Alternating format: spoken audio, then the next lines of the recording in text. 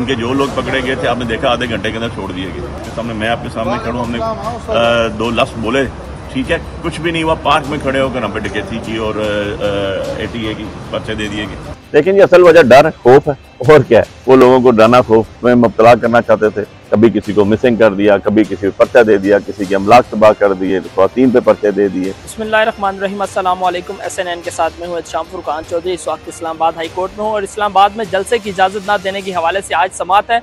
अली बुखारी साहब SNN से बात कर रहे हैं, आपको ले चलते हैं। रहमानिर्रहीम, इय्याका नअब्दु व इय्याका नस्तईन। जैसे कि आप सबको पता है जी कि आज हमारी 2 पिटीशन पेंडिंग पड़ी हुई हैं। एक पिटीशन जो है वो है जो हमें जलसे की इजाज़त मांगी थी हमने उसके ऊपर, और दूसरी पिटीशन वो है जो हमने एहतजाज के लिए कॉल दी थी और उसमें जो हमें DC से परमिशन मांगी थी। तो इनफैक्ट दोनों पिटीशन जो हैं वो इस वक्त जो है वो पेंडिंग पड़ी हुई हैं और उसके अंदर जो है वो आज होपफुली डिसाइड होनी है और उसके अंदर जो एडमिनिस्ट्रेशन है वो अपना स्टांस लेगी। तो हमें तो हमारा जो लीगल कानूनी कॉन्स्टिट्यूशनल हक है उससे भी महरूम रखा जाता है कि हम अपना एहतजाज पुरअमन कानून के दायरे में रहते हुए रिकॉर्ड ना करें, हम अपना जलसा जो है वो ना मुनक़्क़िद कर सकें इस्लामाबाद के अंदर। तो ये जुल्म और बर्बरियत का जो दौर है ये अल्टीमेटली ख़त्म होना है और ये खुद तो जाएगा, इसके जो कसो खशाक हैं वो भी बह के चले जाएंगे साथ इंशाल्लाह। बाकी आपने देखा कि रऊफ़ हसन साहब जो हैं हमारे पार्टी के स्पोक्स पर्सन थे और उनकी 75 साल उम्र है, हार्ट के पेशेंट हैं, वो कैंसर सर्वाइवर हैं। वो इस टाइम जो है कस्टडी में CTD के। पहले उनको FIA ने उठाया, फिर FIA ने जुडिशल रिमांड पूरा हुआ, उनकी बेल लगाई गई, तो पता चला कि जी उनको CTD वाले ले गए। वहाँ पर हमने उनको रिमांड अपोज किया और 2 दिन का उनको रिमांड दिया गया। तो इसके बाद अभी डिस्ट्रिक्ट कोर्ट में जो है FIA कोर्ट में उनकी बेल भी आर्गूमेंट्स के लिए है। तो ऐसी सारी सूरत हाल के अंदर आप देख लें हालात कैसे हैं। जब बानी PTI हमारे लीडर इमरान खान साहब जो हैं वो जेल के अंदर हैं, उनकी फैमिली, उन फर्स्ट लेडी जो हैं खातून अव्वल वो जेल के अंदर हैं, और किन केसेस में जेल में हैं जिनका उनका कोई तल्लुक वास्ता नहीं है, जिनका कोई लेना देना नहीं है, जो इस हुकूमत की फसादायत बता रही है, जो इस हुकूमत का जबर बता रही है, जो इस लाकानूनियत बता रही है, और इस चोर फॉर्म 47 की जो हुकूमत है बेसिकली अपनी चोरी छुपाने के लिए ये सारे के सारे इकदाम ले रही है। और आपने देखा कि आज वो एक्ट की भी कमेटी ने जो है अप्रूवल दिया। कौन सा एक्ट? जो हर 3 महीने बाद लेकर आ जाते हैं, ये अमेंडमेंट एक्ट, तरमीमी एक्ट, पहले 2023 में लाए, फिर 2024 में लाए।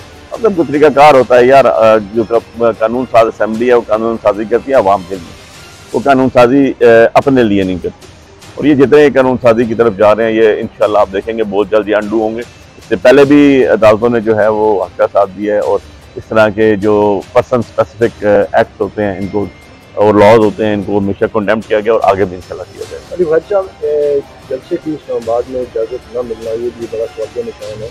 अदालतें ऑर्डर करती हैं और DC साहब उसको कैंसिल कर देते हैं, इसकी असल वजह क्या है?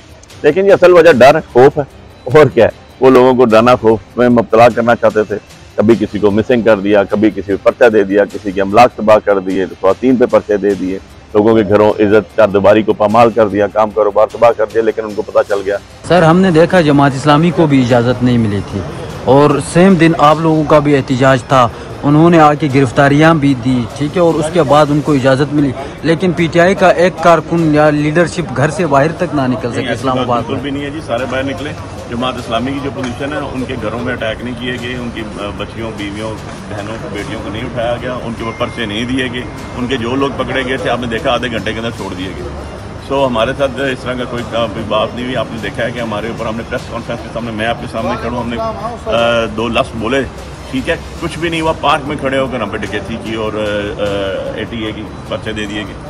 तो ऐसी सूरत हाल जो है वो एक डिस्क्रिमिनेशन हमारे साथ ही हो रही है। हमारा बल्ले का निशान लिया गया, हमें इलेक्शन में बांध के फेंका गया। सारी चीज़ों के बावजूद आप देखें तो अल्टीमेटली जो है आज हम खड़े हुए हैं और हमारे अपने स्टांस के ऊपर, बाकी जमात इस्लामी का जो स्टांस है उनको तो वही जवाब देंगे। लेकिन एनी हाउ जो उनका कॉज है बिजली बिलों की और महंगाई के खिलाफ, हमारे लीडर इमरान खान साहब भी यही बात करते हैं और उनकी हमें इंस्ट्रक्शन भी हैं कि उनका ये कॉज है, हम उनको सोशली मॉरली जो उनके फेवर कर सकते हैं ज़रूर करेंगे उनके साथ।